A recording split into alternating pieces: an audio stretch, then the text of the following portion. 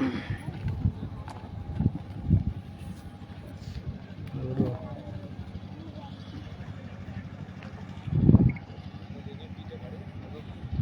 कुल का कल्याण करने वाली माँ भगवती दुर्गे तुझे नमस्कार है। छात्र धर्म संस्कृति व इतिहास के प्रतीक परम पूज्य केसरिया ध्वज को नमस्कार है। श्री क्षत्रिय युवक संघ के संस्थापक व मेरे जीवन के संबल एवं प्रेरक पूज्य तन सिंह जी को नमस्कार है। इस बुंदेलखंड की धरा पर सूरवीर आल्हा उदल जी की इस पवित्र भूमि पर आज संघ का 76वां वर्ष स्थापना दिवस मनाने के लिए जो सभी लोग दूर दराज से इस कड़ी धूप की तपस्या को देते हुए यहां पर विराजमान हैं, उनके हृदय में उपजी उस क्षत्रियत्व को नमस्कार है। हम आज क्षत्रिय युवक संघ का स्थापना दिवस मना रहे हैं। आप लोग आए हैं इस स्थापना दिवस को मनाने के लिए, लेकिन क्षत्रिय युवक संघ है क्या? बहुत से लोग इससे पहले नहीं जानते होंगे और अभी जान गए हो ऐसा भी नहीं है, क्योंकि क्षत्रिय युवक संघ जिस प्रकार से नाम में दिखाई देता है कि कोई युवकों का संघ है, 3 शब्द हैं इसमें, क्षत्रिय युवक और संघ है। इन 3 संघों की, 3 शब्दों की यदि अर्थ में हम जाएंगे तो हमें इस क्षत्रिय युवक संघ का भाव पता चलेगा, इसका अर्थ पता चलेगा, इसके होने का मतलब पता चलेगा। पहला शब्द है क्षत्रिय, और वो क्षत्रिय शब्द क्या है? क्षत्रिय क्या किसी राजपूत घर में हमने जन्म ले लिया इसलिए हम क्षत्रिय हो गए? क्या राजपूत कुल में हमको पैदा होना अपने आप में क्षत्रिय कहलाएंगे? हमारे शास्त्रों के अनुसार यदि हम देखेंगे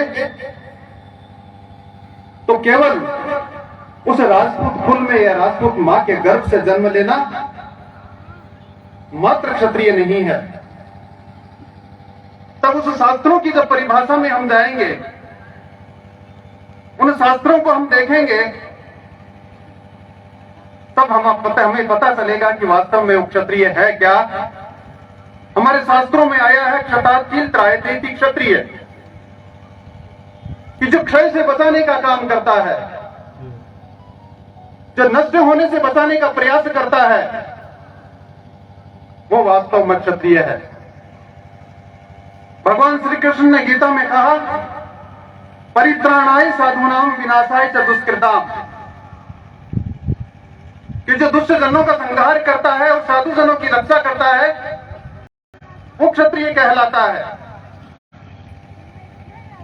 हम देख लें कि हम कितने परित्राणाय साधूनाम विनाशाय च दुष्कृताम है, या हम कितने क्षतातील त्रायते क्षत्रिय हैं। हम दूसरे लोगों को बचाने में कितना हमारा श्रम देते हैं, स्वयं को उपस्थित करते हैं, दूसरों की सहायता करने के लिए हम कितना उपस्थित होते हैं। यदि हम ये देखेंगे तो हमें पता चलेगा कि वास्तव में हम क्षत्रिय हैं या नहीं। हम हमारे इतिहास को उठाकर देखें तो क्षत्रिय तो वो कौम है जिसने जीवन के हर क्षेत्र में इस प्रकार की सीमाएं बांध दी कि उन सीमाओं को छूने वाला आज तक किसी पूरे संसार में कहीं नहीं हुआ। वो क्षत्रिय जिसको राम के नाम से जाना जाता है, लाखों वर्ष हो गए उस राम को हुए, लेकिन आज भी उस राम को पूजा जाता है, उस राम को भगवान मान लिया गया है। उस राम का जो जीवन चरित्र है जो रामायण के नाम से जाना जाता है, जो रामचरितमानस के नाम से जाना जाता है, उसके घर घर में पूजा होती है। केवल राजपूतों के नहीं, केवल क्षत्रियों के नहीं, प्रत्येक वर्ण में इस प्रकार की उनकी पूजा होती है। क्या कर्म किए थे उन्होंने, क्या किया था उन्होंने कि आज तक हम उनको पूज रहे हैं? क्या भगवान श्री कृष्ण ने क्षत्रिय के घर में जन्म नहीं दिया था? हजारों वर्ष हो गए भगवान श्री कृष्ण को हुए, लेकिन फिर भी हम उनको आज याद कर रहे हैं।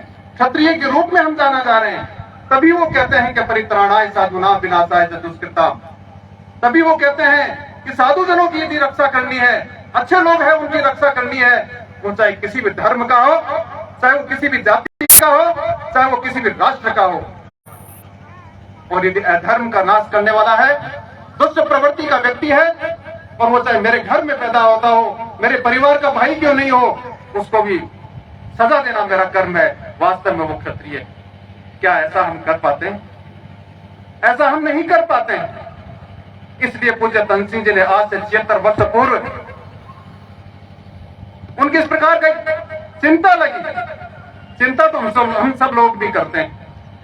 चिंतित तो हम सब लोग हैं कि आज हमारी युवा पीढ़ी कहां जा रही है। आज जो हमारा क्षत्रियत्व का नाम था वो कहां जा रहा है। हमारी जो राजपूती है वो कहां भटक रही है। हमारी वो सूरवीरता कहां गई, हमारा वो शौर्य कहां गया, हमारा वो तेज कहां गया, हमारा वो त्याग कहां गया, उसके लिए हम चिंतित रहते हैं। और पूज्य तन सिंह जी भी 76 वर्ष पूर्व इस प्रकार की चिंता उन्होंने की। लेकिन चिंता करना और चिंतन करने में फर्क है। हम सब लोग चिंता करते हैं, हम सभी लोग चिंतित होते हैं, लेकिन पूज्य तन सिंह जी ने उस चिंता को चिंतित होकर उसके लिए चिंतन किया। और जो लोग चिंतन करते हैं वो अपने जीवन में कुछ न कुछ कर जाते हैं। इसीलिए क्षत्रिय ऑक्शन के रूप में पूज्य तन सिंह जी ने इसकी स्थापना की कि मेरा जो कौम है, मेरी जो जाति है, मेरा जो ये वर्ण है, वो किस धरातल पे जा रहा है, किस ऊंचाइयों पे था। एक पे जहां रघु, जहां अज, जहां इक्ष्वाकु, जहां राम, इस प्रकार के मेरे पूर्वज थे। और आज मैं मेरी संतानों को जब देख रहा हूं, मैं मुझको जब देख रहा हूं, तो शर्म से जो मेरा आंखें हैं वो धरती पे गड़ी जा रही है। तो क्या करना चाहिए? क्या हम इस प्रकार से भाषण दिए जाएं, इस प्रकार से प्रवचन किए जाएं, इस प्रकार से बातें करते जाएं? नहीं, इससे कुछ नहीं होगा। इसको बदलना होगा, और बदलने से पहले जो गिर रहा है उसको रोकना होगा। और पूज्य तन सिंह जी ने उसे रोकने का एक प्लेटफॉर्म बनाया, एक ऐसा धरातल बनाया कि जो गिरता हुआ मेरा समाज है, गिरती हुई जो मेरी कौम है, गिरता हुआ मेरा जो वर्ण है, वो एक बार वहां ठहर जाए। और यदि वो ठहरता है, उस ठहर कर उसको मैं बात बताऊं, उसको कर्म में प्रवृत्त करूं। और पूज्य तन सिंह जी का यही मार्ग क्षत्रिय योग संघ के रूप में जागृत हुआ। पूज्य तन सिंह जी ने उसी समय ये सोच लिया। आज से 76 वर्ष पूर्व, एक शताब्दी लगभग हो गई है, एक शताब्दी वर्ष पूर्व किस प्रकार का समाज होगा, किस प्रकार का संसार होगा, हम कल्पना कर सकते हैं। और उन्होंने आने वाले 500 साल की सोची। आने वाले 500 साल में मेरा वर्ण, मेरा वर्ग, मेरी कौम, मेरा ये क्षत्रिय वर्ग कहां जाएगा और कहां जाकर गिरेगा, ये उन्होंने उस समय चिंतन कर लिया।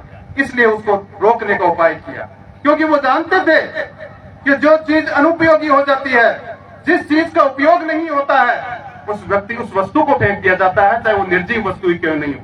और यदि सजीव वस्तु है, और वो सजीव वस्तु भी यदि उपयोगी नहीं है, तो उसको भी लोग रखते नहीं। तभी तो कहा, क्या बकरों की मौत मरोगे? अब भी क्षत्रिय तुम उठते नहीं, फिर आखिर उठकर करोगे क्या? ये चेतावनी भरा जो गीत पूज्य तन सिंह जी ने इस प्रकार का लिखा कि हम इस प्रकार से अगर गिरते ही जाएंगे तो फिर कोई जमाना नहीं आएगा।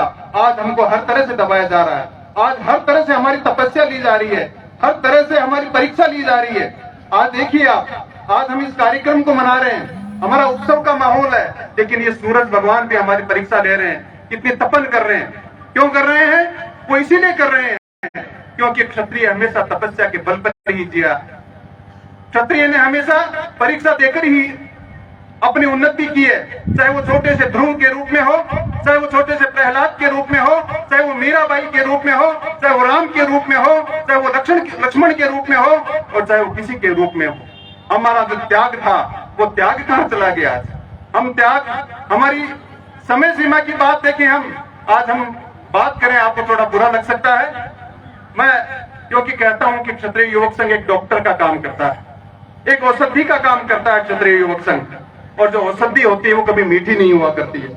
डॉक्टर है वो इंजेक्शन ही लगाया करता है, डॉक्टर है वो कड़वी दवाई ही दिया करता है। और क्षत्रिय युवक संघ भी इस प्रकार से, क्योंकि शिक्षण का काम करता है और शिक्षण में कहीं प्यार नहीं होता है, शिक्षण में हमेशा डंडा ही चलाया जाता है। हमारे को समय दिया गया था 12:15 का, और हम अपने अपने हृदय को सोचकर अंदर झांक कर हम सोचें कि कौन व्यक्ति है जिसने ये सोचा होगा कि मैं 12:15 मुझे वहां पहुंचना है। किसी के कोई काम आ गया होगा, अर्जेंट काम आ गया होगा, किसी के कुछ काम आ गया होगा, लेकिन बहुत से लोग ऐसे हैं कि चल लेते हैं, क्योंकि आज तक हमने हमारी सभाओं में इसी प्रकार के कार्यक्रम देखे हैं, हमने हमारी मीटिंगों में इसी प्रकार के कार्यक्रम देखे हैं कि आते हैं और 2 घंटे बाद में कार्यक्रम शुरू होते हैं। लेकिन क्षत्रिय युवक संघ का कार्यक्रम यदि 12:15 का समय था तो 12:15 शुरू हो गया, और यदि 2:15 बजे समाप्त होना है तो 2:15 बजे समाप्त हो जाएगा। अभी अरविंद सिंह जी बात कर रहे थे हीरक जयंती की जो जयपुर में हुई, उसमें लाखों लोग आए, और आप लोग में से यदि कोई गए हो तो आपने भी देखा होगा, चाहे कोई आया हो या नहीं आया हो, लेकिन कार्यक्रम एग्जैक्ट 12:15 शुरू हो गया और 2:15 बजे समाप्त हो गया। यह है वो अनुशासन। जब तक हम अनुशासन में नहीं रहेंगे तब तक समाज में किसी प्रकार का कार्य नहीं कर पाएंगे। जब तक हम अनुशासन में नहीं रहेंगे तब तक हम हमारे व्यापार को आगे नहीं बढ़ा पाएंगे। जब तक हम अनुशासन में नहीं रहेंगे, हम कहीं नौकरी में भी रहते हैं, वहां भी हम आगे नहीं बढ़ पाएंगे। इसलिए क्षत्रिय युवक संघ उन संस्कारों का निर्माण करने की बात करता है, उस उपयोगिता को सिद्ध करने की बात करता है कि हम हमारी उपयोगिता को सिद्ध करें। मैं बात कर रहा था कि जो वस्तु अनुपयोगी हो जाती है उसको फेंक दिया जाता है। ये माइक यदि काम करना बंद कर दे तो इस माइक को यहाँ लगाकर बोलने की आवश्यकता नहीं, फिर इसको फेंक दिया जाएगा। हम हमारे घर में बल्ब जलाते हैं और बल्ब अगर बंद कर दे, रोशनी नहीं दे, तो उसको उतार कर हम फेंक देते हैं कबाड़ के अंदर। कोई कुर्सी है या टेबल है, उसमें हम बैठकर लिखने का काम करते हैं, वो काम उसकी एक टांग टूट जाए तो उसको फेंक दिया जाता है। हम रखते नहीं है। क्यों नहीं रखते हैं? क्योंकि वो अनुपयोगी हो जाती है, उसका किसी प्रकार का उपयोग नहीं है। और यही वास्तविकता हमारे साथ में। क्षत्रिय जब तक उपयोगी रहा, समाज ने हमको सिर पर बिठा कर रखा।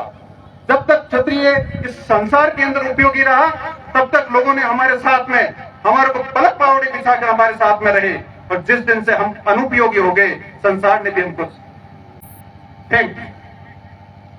क्षत्रिय युवक संघ यही बात कहता है कि अपनी उपयोगिता सिद्ध करनी है। उपयोगिता सिद्ध करने के लिए अपने परिवार को पालन पोषण करने की नहीं कि मैं मेरे परिवार के लिए जीऊं, मैं अपने स्वयं के लिए जीऊं, मैं केवल मेरे रिश्तेदार हैं उनके लिए जीऊं, तब वो उपयोगिता सिद्ध नहीं हो। उपयोगिता तब सिद्ध होगी जब मैं मेरे अहंकार को नाश कर मैं उस मेरे परिवार के हित की सोचता हूँ। जब मैं मेरे परिवार के अहंकार को समाप्त करके मेरे समाज के हित को सोचता हूँ, जब मैं मेरे परिवार के हित को, अहंकार को छोड़कर मेरे समाज के हित को देखता हूँ, मेरे समाज के हित को छोड़कर मैं उस संसार के हित को देखता हूँ, अन्य जातियों के हित को देखता हूँ, तब वो संसार हमारे को वापिस सिर पे उठाएगा। और यही बात हम करते हैं। हम गाँव में बसने वाले लोग हैं, और गाँव में बसने वाले लोग सभी लोग जानते हैं कि जब ऐसे गांव जिसके अंदर किसी ठाकुर की हवेली नहीं हुआ करती थी, ठाकुर की किसी कोठरी नहीं हुआ करती थी, लोग उस गांव में बसते नहीं थे। और यदि बसते थे तो दूर गांव से एक ठाकुर को लाकर उस गांव में बसाया जाता था कि हमारा एक रक्षक होना चाहिए, हमारा कोई भक्षक करने वाले हैं, उनसे रक्षा करने वाला कोई रक्षक होना चाहिए, और हमको वहां से बसाया जाता था। आज क्या स्थिति है? आज की स्थिति यह है कि जो राजपूत बाहुल्य गांव है, जो राजपूत बाहुल्य शहरों में कॉलोनियां है, वहां दूसरे लोग बसना नहीं चाहते। क्या हो गया?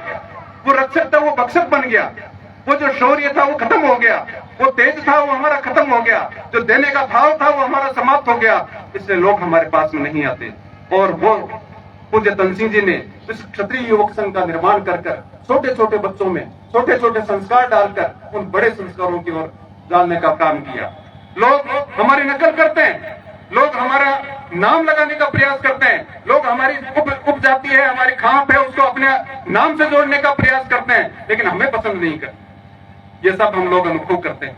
लेकिन उसको क्यों पसंद करते हैं? वो इसलिए पसंद करते हैं कि हमारे पूर्वजों ने इस प्रकार का काम किया था, हमारे पूर्वजों ने इस प्रकार का त्याग किया था, हमारे पूर्वजों ने इस प्रकार का नाम किया था।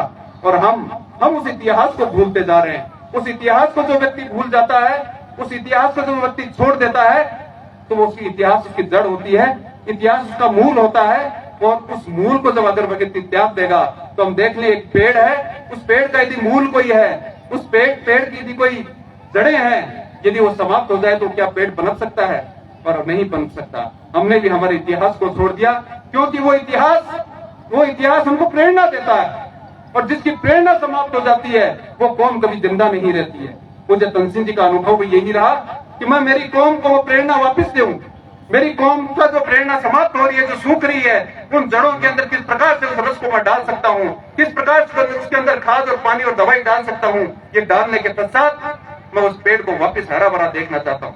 जरूरी नहीं है, मुझे तनसिंह जी भी ये नहीं जानते थे कि मेरी उम्र के अंदर मैं इस जाति को पनपता हुआ नहीं देख पाऊंगा, मेरी उम्र में इस पेड़ को हरा भरा होते हुए नहीं देख पाऊंगा।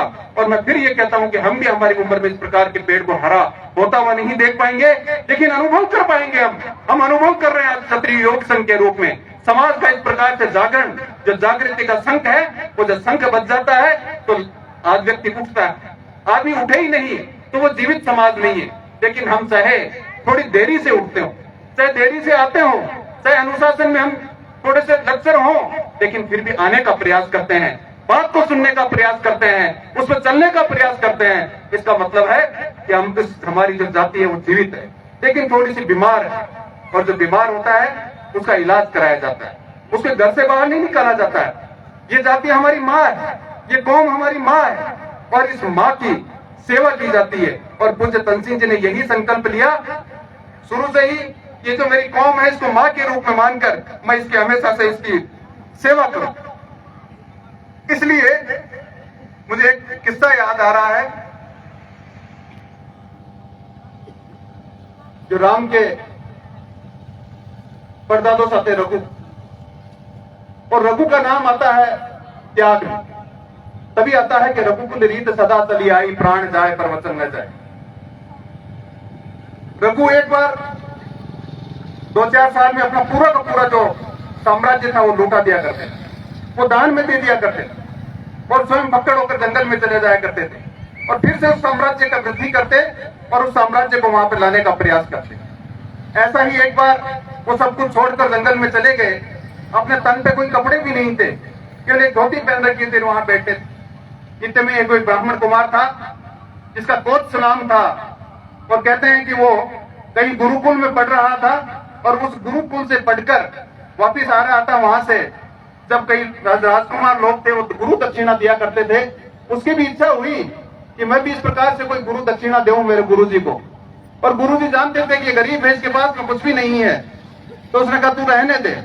और उसने 2-4 बार कहा तो गुरुजी ने सोचा इसका अहंकार जाग गया है, तो उन्होंने कहा तू 1 लाख स्वर्ण मुद्राएं दे दे। जिसके पास में 1 स्वर्ण मुद्रा भी नहीं हो, वो 1 लाख स्वर्ण मुद्रा कहां से दे सकता है? लेकिन उसने संकल्प लिया, और वो राजा दिलीप के पास में आता है, रघु के पास में, और रघु के पास में आके कहता है कि मुझे 1 लाख। वहां आता मुझे राजा रघु की स्थिति देखता है कि वो तो बिल्कुल गरीब की तरह बैठे हैं, तो वो वापिस जाने लगता है। तो रघु उसको वापिस बुलाते हैं कि ब्राह्मण कुमार तुम आए हो, क्या चाहिए तुम्हें? कि मुझे आया तो मैं 1 लाख स्वर्ण मुद्रा के लिए था, लेकिन मैंने देखा कि आप तो खुद ही पकड़ होकर बैठे हैं, आप कहां से देंगे? लेकिन रघु ने कहा कि जो रघु के पास में आ जाता है वो खाली हाथ नहीं लौटता है, तुम कल प्रातः आना और 1 लाख स्वर्ण मुद्राएं ले जाना, और हम उस इंद्र देवता के पास में जाएंगे और वहां से उसका धन लूट कर लाएंगे। और सुबह उसको ब्राह्मण कुमार को बुला लिया। रात को सेनापति तैयारी करता है, और सुबह जब वो रवाना होने लगते हैं रघु, उससे पहले सेनापति कहता है कि हमको कहीं जाने की आवश्यकता नहीं है, क्योंकि हमारा जो भंडार है वो स्वर्ण मुद्राओं से भर चुका है। क्या था ये उस रघु का प्रण था, इसलिए वो रघुकुल रीत सदा चली आई, प्राण जाए पर वचन नहीं जाए, इस प्रकार की बात होती थी। राजा हरिश्चंद्र का नाम हमने सुना सभी लोगों ने, और त्याग के नाम पर उनको जाना जाता है। और त्याग क्यों किया? क्योंकि विश्वामित्र जी ने यह आकर कहा कि मुझे रात को ये सपना आया है कि तुमने पूरा जो अपना जो साम्राज्य है वो मुझे दान में दे दिया। आप देखिए, हम कल्पना करें इस प्रकार की बातों को सुनकर, ऐसी पुराणों की रचनाओं को सुनकर हम कल्पना करें कि जब उन्होंने राजा हरिश्चंद्र ने ये सुना होगा तो ये कह सकता है कि सपना आपको आया, मुझे सपना नहीं आया है। और मुझे सपना भी आता तो सपना होता है, सपने की चीज दी नहीं जाती है। लेकिन उन्होंने ऐसा नहीं कहा। सपना अगले व्यक्ति को आया, पूरा साम्राज्य ले रहा है और तुरंत से सारा त्याग कर देते हैं। आज क्या स्थिति है?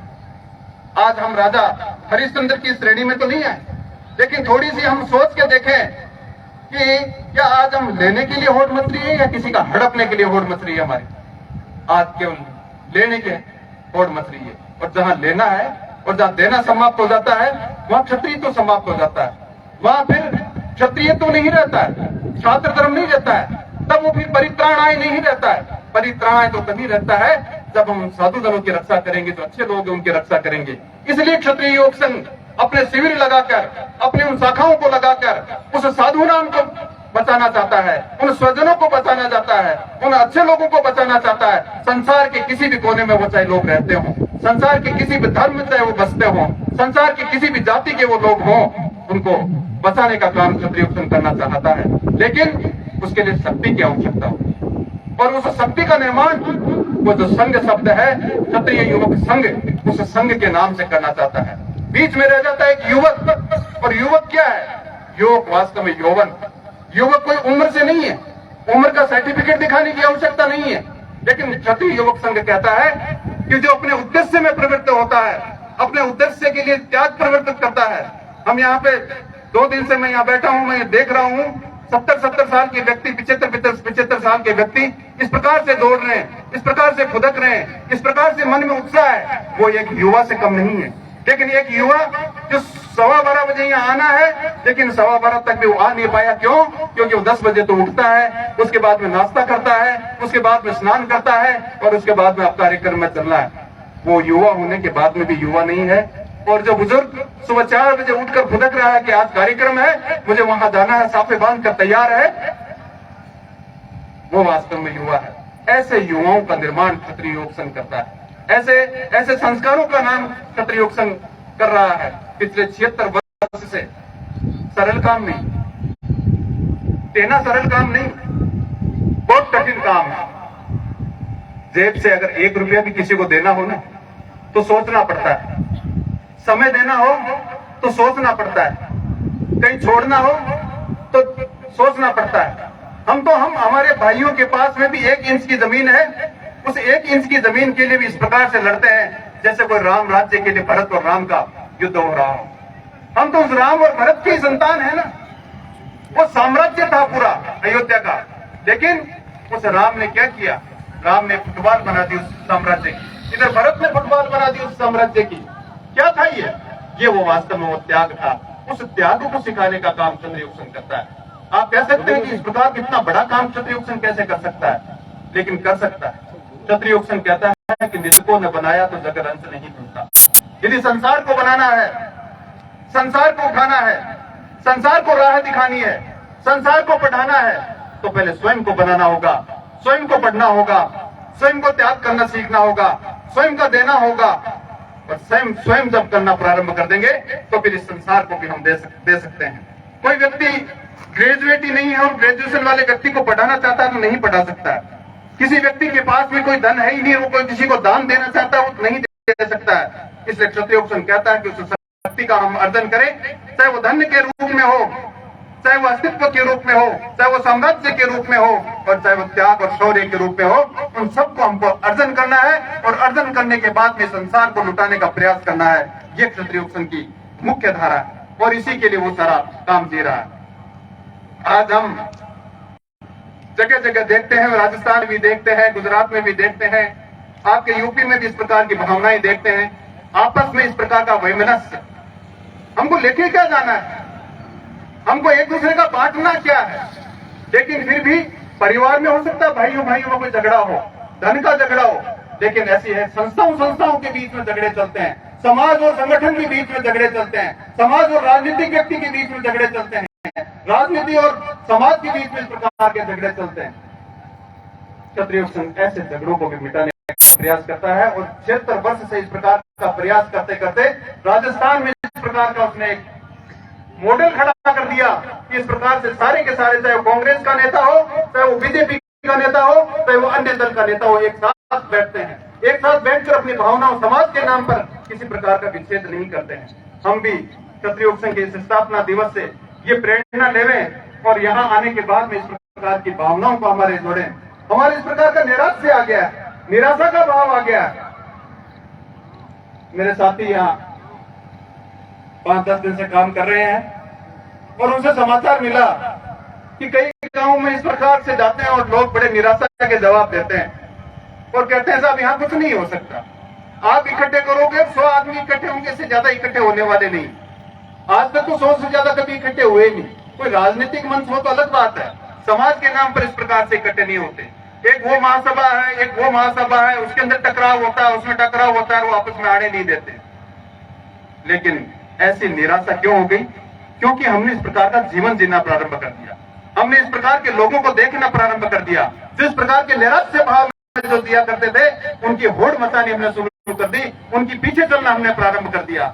हम तो वो लोग हैं जो रास्ता दिखाया करते थे, हम तो वो लोग हैं जिनको मार्ग दिखाया करते थे। आज हम उनका मार्ग का अनुकरण कर रहे हैं, आज हम उनकी चाल चलने का प्रयास कर रहे हैं। ये आज इस प्रकार की जो निराश भाव है वो हमारे अंदर इस प्रकार का आ गया है। हम तो वो लोग हैं जो गीता में भगवान कहते हैं कि यद्यदा चरति श्रेष्ठ है तत् देवे तरो जन स यत् प्रमाणम कुरुते लोकस्य अनुवर्तते। कि जो श्रेष्ठ पुरुष होते हैं उन श्रेष्ठ पुरुषों का अनुकरण दूसरे लोग करते हैं।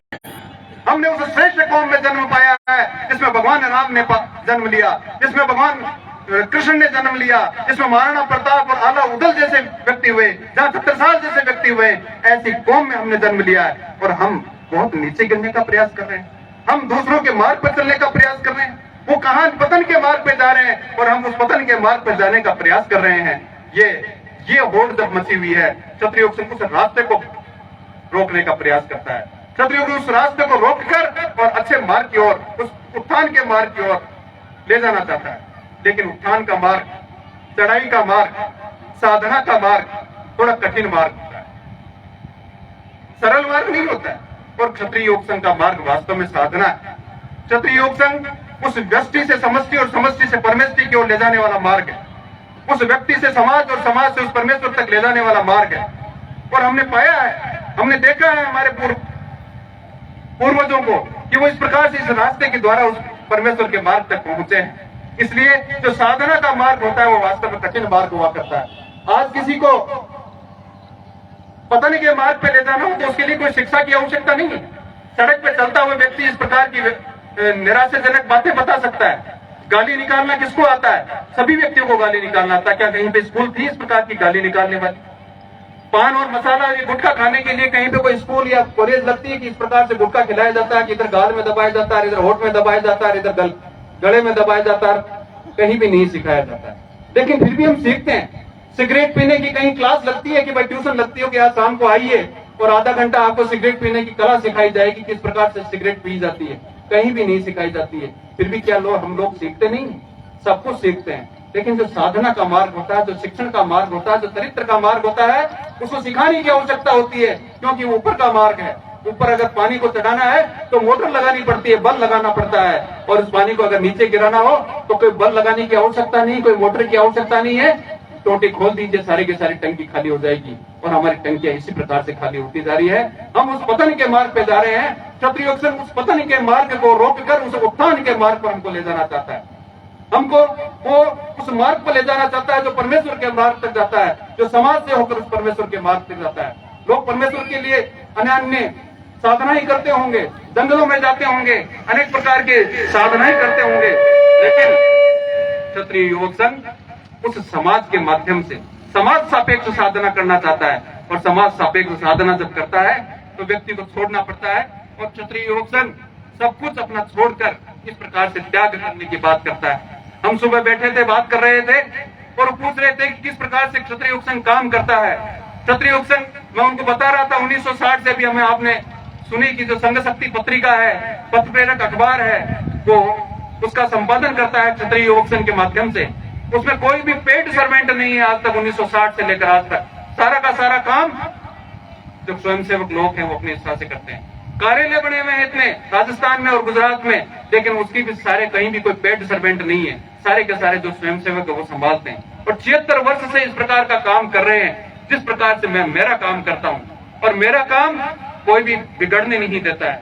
और जिस दिन समाज को मैं मेरा मान लूंगा, हमने अभी तक समाज को हमारा नहीं माना है। इस कौम को हमारा नहीं माना है, मैंने मेरे परिवार को अपना माना है, मेरे घर को अपना माना है। मेरा घर वो 2 मंजिल का हो जाए, 4 मंजिल का हो जाए, इसके लिए मैं प्रयास करता हूं, लेकिन समाज का घर 4 मंजिल का हो जाए इसके लिए मेरा पर कोई किसी प्रकार का प्रयास नहीं है। मेरा प्रयास ये रहता है कि मेरी गाड़ी है कोई जो 4 फुट की, उसे 4 फुट से 5 फुट की हो जाए, 6 फुट की हो जाए, लंबी हो जाए, ये मेरा प्रयास रहता है। लेकिन समाज की गाड़ी किस प्रकार से चलेगी, इसका प्रयास अभी तक संयुक्त रूप से हमारे पास नहीं हो रहा है। ये प्रयास क्षत्रिय युवक संघ कहता है कि हमारी साधना, मेरा जीना, मेरा पढ़ना, मेरे बच्चों का पालना, मेरा विवाह, कुटुंब पालन सारा समाज के सापेक्ष हो जाए, कि मैं जो कुछ भी करता हूं वो समाज के लिए हो जाए। और जिस दिन प्रत्येक व्यक्ति ये सोचने लग जाएगा, उस दिन क्षत्रिय युवक संघ बन जाएगा, उस दिन वो संगठन बन जाएगा। और संगठन का महत्व यही है कि एक ध्वज, एक नेता, एक संस्था, एक ध्येय और एक मार्ग, ये जिस संस्था के अंदर आ गए, जिस समाज में आ गए, वो वास्तव में संगठन आ जाएगा। और क्षत्रिय युवक संघ उसी संगठन की बात करता है। क्षत्रिय युवक संघ में क्षत्रिय शब्द को देखकर अनेक राजनीतिक लोग भी और अन्य दूसरी जातियों के लोग भी ये कहते हैं कि ये जातिवाद फैलाते हैं, लेकिन क्षत्रिय युवक संघ कभी जातिवाद नहीं फैलाता है। क्षत्रिय युवक संघ, हम हमारे पूर्वजों का जब इतिहास उठाकर देखेंगे तो हम तो बात यह कहते हैं कि क्षत्रिय का अर्थ ही क्षत्र परित्राणाय साधु नाम है। फिर वो साधु चाहे वो किसी एससी वर्ग का हो, चाहे ओबीसी वर्ग का हो, चाहे स्वर्ण वर्ग का हो, सबके लिए बराबर है। और दुष्टजन मेरे परिवार का है तो भी उसकी मैं उस दुष्टता को छोड़ूंगा नहीं। ये जब बात करता है तो जातिवाद कहां से आ गया?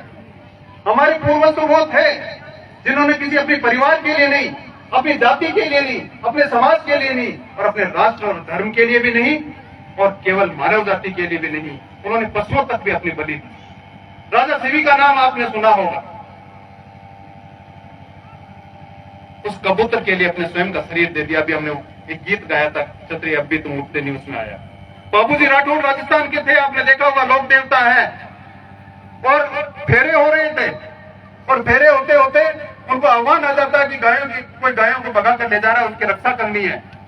उन फेरों में से उठकर, पूरे फेरे नहीं हुए थे, और गठजोड़े को काट चले थे, बचती रही शहनाई, शहनाइयां बचती रह गई, और गठजोड़े को तलवार से काट कर चले गए। कहीं गांठ खोलने में समय नहीं लग जाए, वो गायों को ले जाए नहीं।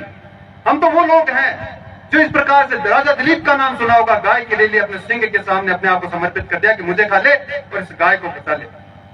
हम पशुओं के लिए लड़ने वाले थे, हम उन पशुओं के लिए अपने जान देने वाले थे, उन मंदिरों की रक्षा के लिए हम चले गए, उस नमक के मोल के लिए हमने हमारा स्वयं को समर्पित कर दिया।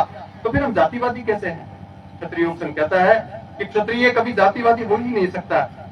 कोई जातिवादी हो सकती है, लेकिन क्षत्रिय कभी जातिवाद नहीं हो। इसलिए क्षत्रिय युवक संघ केवल क्षत्रियों को लेकर चलने की बात नहीं करता। वो आज, क्योंकि स्वयं से शुरू स्वयं से करना पड़ेगा। कोई भी काम शुरू करना है, मैंने पहले भी बताया कि निजकों ने बनाया तो जग रंच नहीं बनता है, और स्वयं को बनाएगा तभी दूसरों को बना पाएगा, तभी वो श्रेष्ठ कर्म करेगा, तब वो श्रेष्ठ प्रेरणा दूसरे लोग ले पाएंगे। इसलिए क्षत्रिय युवक संघ पहले क्षत्रियों से शुरू काम करता है, और उसके बाद में इस प्रकार से दूसरे लोगों को भी जोड़ने का प्रयास करता है। और राजस्थान में इस प्रकार का क्रम शुरू हो गया है, चाहे वो एससी के लोग हों, चाहे वो एसटी के लोग हों, चाहे ओबीसी के लोग हों, चाहे वो दूसरे धर्म के लोग हों, इन सभी धर्मों को बैठा बैठा कर किस प्रकार से सामंजस्य बिठाया जा सकता है समाज में, किस प्रकार से उस राष्ट्र की एकता को बनाए रख सकते हैं हम, इस प्रकार का बात करना उसने प्रारंभ कर दिया है। इस प्रकार के कार्यक्रम बनाकर उसने पेश कर दिया है। और आने वाले दिनों में चाहे हम नहीं देख पाए, हमारी पीढ़ियां देखेगी कि क्षत्रिय युवक संघ इस प्रकार से पूरे राष्ट्र को नहीं, पूरे मानवता को लेकर, साथ लेकर उसको चलने का प्रयास करेगा। क्षत्रिय युवक संघ हमको केवल एक ही बात कहता है कि हम एक दूसरे की टांग खिंचाई बंद कर दें। मुझे एक दृष्टांत याद आ गया। एक जंगल में आग लगी हुई थी, और उस जंगल में जब आग लग गई तो सारे पशु दूसरी जगह चले गए, और एक चिड़िया थी, वो चिड़िया उस नदी में से चोंच में पानी भरकर लाती और उस आग में डाल, जैसे ही वो चोंच उस आग में पानी डालती और वो वाष्पीकरण होकर ऊपर से पानी उठ जाता, वहां पहुंच ही नहीं पा रहा। एक शेर ने वहां देखा और वहां हंसा, ये चिड़िया तू इस प्रकार से ये पानी डाल रही है, इससे क्या होने वाला है?